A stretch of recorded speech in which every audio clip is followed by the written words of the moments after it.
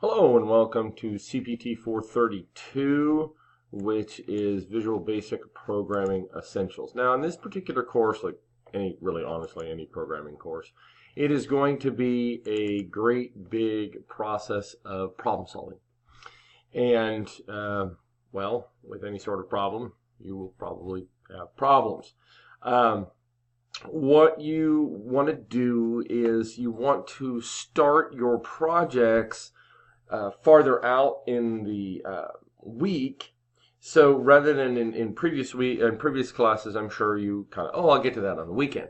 Well, the problem with doing that when running the programming classes is if you do run into a problem, you have to start to dig, and sometimes that digging will take a while. Sometimes you'll have to, you'll start the project, you'll run into a problem, you'll bang your head against the screen, and then all of a sudden you walk away and then come back 6 to 7 hours later and go, oh, I forgot this one thing, and then everything works, right?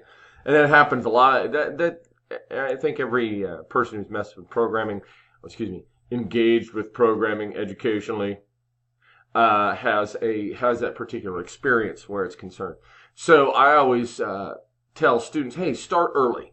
If you have projects, things along those lines, start early in the week, because you usually only have to do that one time. And then if you run into those problems, then you get into the weekend where you can work through those problems and things along those lines. And then once you're ahead, as soon as you finish that one section and it's a weekend, go ahead and start the next one.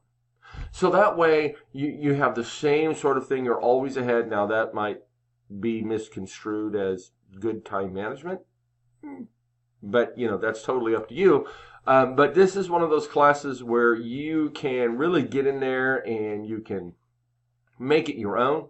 I do require for programs that you have to create, not only do you turn in the program and the worksheet necessary and all those things, but you also create a video showing me, hey, this is the breakdown of what I was supposed to do. This is the breakdown of where it's actually working and engaged and things like that. And I want to hear you talk to me about what goes on. And there's a video that I'm going to put out that kind of walks you through that. I do have some students say, well, I made the program, I shouldn't have to, do this. Yes, you should.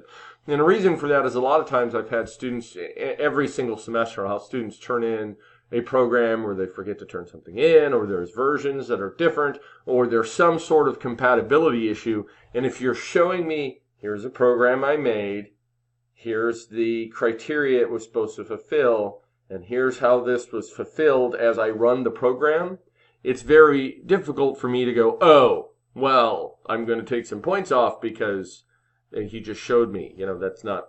It's very easy to work with.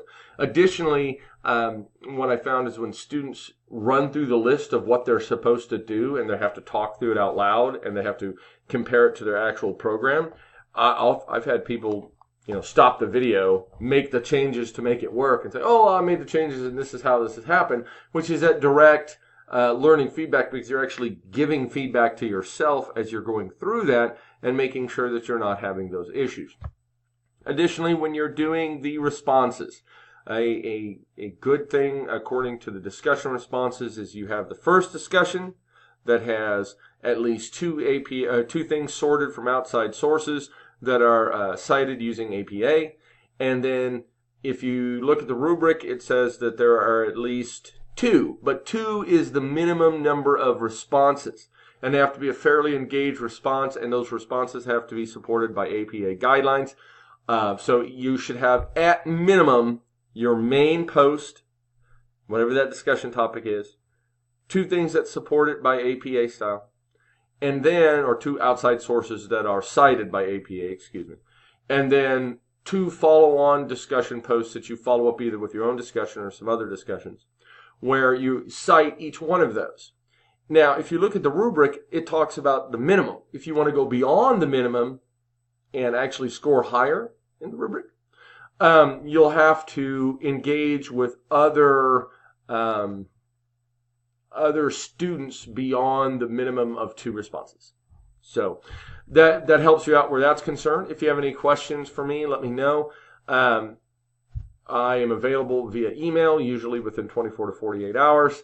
I try to increase that on Tuesdays, Wednesdays, but I try to make myself fairly easy to be gotten a hold of. Otherwise, good luck with this class. It's good to have you here. Look forward to seeing what you have to say.